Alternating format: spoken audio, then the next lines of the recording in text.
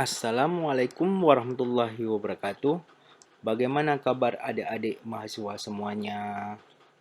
Semoga dalam keadaan sehat ya. Nah, berhubung keadaan kita saat ini tidak bisa menatap muka, jadi untuk sementara waktu kita lakukan perkuliahan melalui kuliah online atau daring. Mari kita melanjutkan perkuliahan teknik laboratorium. Iya, pada kesempatan kali ini saya akan menyampaikan materi tentang bahan-bahan kimia yang berbahaya. Pada pertemuan sebelumnya kita sudah membahas tentang pengenalan alat dasar laboratorium. Silakan adik-adik menyimak dengan fokus. Oke, di bawah ini tanda-tanda yang sering digunakan secara internasional adalah gambar pernah ya, tengkorak ya. Itu artinya adalah poison, bahan-bahan yang bersifat racun ya. Oke, ini kalau ada lihat bahan di alat atau di bahan, itu artinya bahan-bahannya bersifat. Selanjutnya ada flammable ya. Jadi artinya adalah di sini yang gambar ini adalah bahan yang mudah terbakar. Jadi bahan-bahan yang mudah terbakar, logonya seperti ini. Ada corrosive ya. Artinya seperti ini, bahan-bahan yang dapat merusak jaringan hidup atau benda-benda. Jadi ada jaringan hidup atau benda-benda lainnya. Karena bahan-bahan tersebut dapat merusak atau korosif. Selanjutnya ada iritan. Apa itu iritan? Jadi kalau iritan itu dapat membakar kulit ya. Artinya sedikit saja masuk ke dalam tubuh dapat membakar kulit, selaput lendir atau sistem pernapasan. Kita lihat logonya ini disebut dengan bahan-bahan iritan ya. Ini seperti ini. Kalau ada di botol ada dalam maksud ini berarti ini bahannya adalah iritan. Jadi harus paham kalau kita orang lab ya. Oke.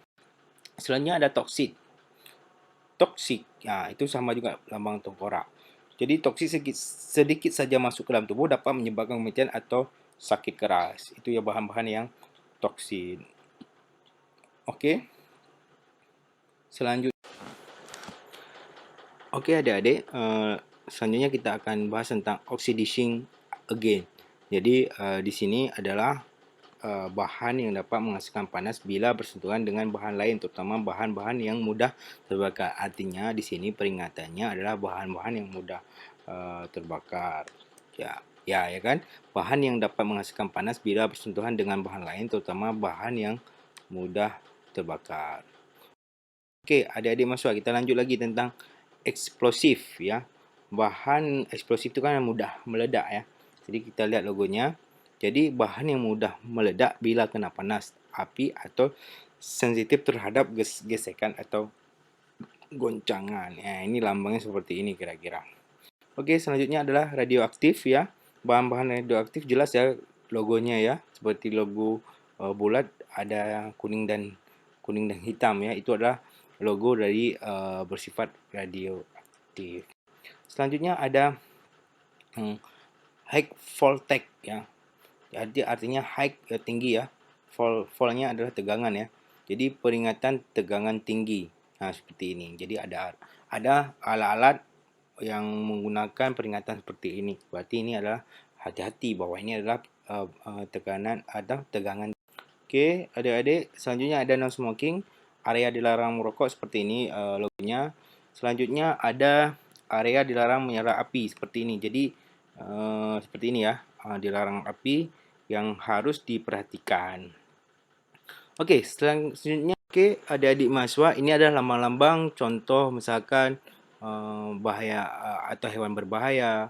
Jadi ada bagaimana penanganan yang instrumen yang berbahaya. Jadi ada panas berbahaya, ada bahan kaca berbahaya, seperti itu ya. Jadi berbahaya semua ini ya. Jadi logo-logo seperti ini ya.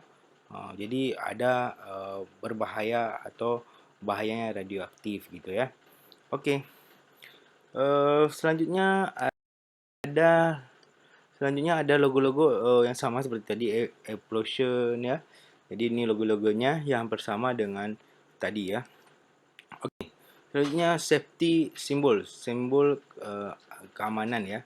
Jadi Ini ada, jadi no skin for, jadi tolong jangan dipegang ya, jangan disentuh ya.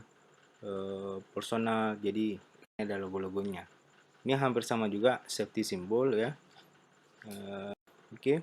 Ini juga sama ya, safety simbolnya. Yang ini yang harus sama dengan safety simbol yang tadi, contoh-contohnya. Oke. Jadi klasifikasi umum tentang bahan-bahan kimia yang berbahaya. Kenapa kita harus belajar tentang ciri-ciri umum dari bahan-bahan berbahaya? Yaitu bermanfaat untuk memudahkan dalam pengenalan serta cara penanganan dan transportasi. Jadi kita pelajari tentang bahan-bahan kimia yang berbahaya ya, sehingga kita tahu cara penanganannya. Oke, pertama ada klasifikasi of toxic substance ya. Pertama metal dan metaloid, solvent, toxic gas, carcinogenic substance dan pestisida ya. Contoh bahan kimia beracun. Nah, ini contoh bahan kimia beracun, ada logam dan metaloid ya, Pb ya. Akibatnya ini harus kalian pelajari ya. Ada Pb, ada kadmium, ada krom, ada aseton, ada fosfor. Nah, itu akibatnya saraf, ginjal, darah ya, hati, ginjal ya. Itu bahan-bahan kimia yang harus mempunyai safety dalam penanganannya. Selanjutnya ada bahan pelarut ya. Contoh adalah hidrokarbon alifotik ya, bensin atau minyak tanah ya, hidrokarbon terhalogenasi ya, kloroform ya, alkohol, etanol, metanol. Itu pusing, lemah, koma, hati, ginjal, leukemia, saluran pencernaan, saraf pusat, ginjal, hati dan tumor. Jadi dia akan menyebabkan tumor ya. Gas-gas beracun, misalkan apiksian ya, sederhana, di asam sianida, asam sulfida ya. Itu dapat menyebabkan gas ya, sesak, kalau tercium sesak, berkurangnya oksigen, pusing, sesak nafas ya. Sesak nafas, hilangnya kesedaran, otak, jantung, iritasi kematian dan sesak nafas juga ya. Oke, selanjutnya ada karsinogenik. Contohnya adalah benzona ya. Benzen, absen, benzen, krom. Jadi ada krom itu bisa menyebabkan kanker ya. Selanjutnya ada pestisida ya. Jadi ada pusing, contoh ada organoklorin dan organofosfat. Pusing, kejang-kejang, hilang kesedaran dan kematian. Oke, itu jenis contoh bahan-bahan kimia yang beracun yang harus kita ketahui. Jadi dalam penanganan zat-zat ini harus hati-hati. Oke. Klasifikasi bahan kimia beracun berdasarkan kekuatan. Racun super ya, Ed50. Kalau dia lebih kurang 5 ya, 5 mg per kilogram, contohnya nikotin ya, itu menjadi racun super, amat sangat beracun ya. Timbal arsenat, beracun sedang, sedikit beracun dan tidak beracun. Ini contoh-contohnya kalau diklasifikasi terhadap lethal dosisnya ya. Lethal dosis 50 misalkan itu kurang dari miligram per kilogram nikotin misalkan. Itu adalah kelas zat beracun. Racun super, amat sangat beracun, amat beracun, beracun sedang, sedikit beracun dan tidak beracun. Oke. Contoh bahan-bahan kimia yang korosif ya. Contohnya bahan korosif padat, contohnya NaOH, KOH bila kontak dengan kulit atau mata. Jadi dapat melukai ya. Bahan korosif cair, timbulnya kontak dengan kulit atau mata akan menyebabkan proses pelarut denaturasi protein. Jadi asam sulfat, asam klorida, asam nitrat, itu zat-zat itu yang berbahaya. Bahan korosif gas bila terhirup akan merusak saluran pernafasan. Contohnya amonia, asam klorida, formaldehyde ya. Jadi formalin dia bila terhirup akan merusak saluran pernafasan. Asam klorida, asam asetat belerang, seperti itu.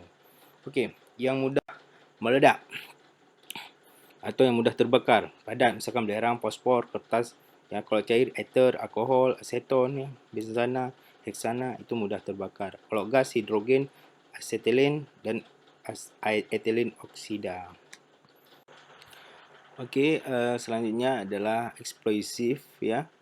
Jadi bahan-bahan yang mudah meledak, misalkan peledak NH4, NO3, TNT, ada amunisi, gas industri, astatin, ada NO3 ya, ada KClO3 atau belerang, ada zat warna atau azo atau diazo. Itu yang mudah meledak. Ini contoh-contoh yang mudah meledak. Ini kasusnya seperti ini kira-kira. Oke, selanjutnya ada agen oksidasi ya yang mudah terbakar, oksidator anorganik, MnO4, perklorat ya, bikromat, hidrogen peroksida ya.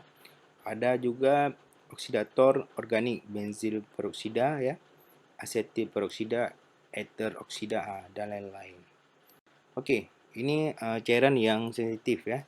Golongan alkali Na, kalium, logam halida anhidrat ya, aluminium tribobromida ya, logam oksida anhidrat ya, CO4, oksida non logam atau oksida non logam halida, sulfur klorida. Oke, selanjutnya ada asam ya, sensitif asam, umumnya bahan-bahan reaktif terhadap air ya, juga reaktif terhadap asam. Selain itu dapat meledak maupun terbakar karena terjadi reaksi eksotermik dan gas yang mudah terbakar. Contohnya adalah kalium klorat, kalium permanganat, dan kromat. Itu yang sensitif ya. Oke, bahaya yang terjadi bila tergantung jenis gasnya. Misalkan contoh adalah gasnya. Bahan yang ditemukan bila kebocoran mencemari lingkungan, misalkan korosif, mudah terbakar, dan afiksian, susah bernafas ya. Afiksian maksudnya adalah mengganggu pernafasan darah, contohnya CO2, karbon dioksida, karbon, hidrogen sianida ya, yang mudah menyerap ya. Oke. Tabel penggunaan gas bertekanan dan bahayanya. Misalkan asetin, gas amonia ya,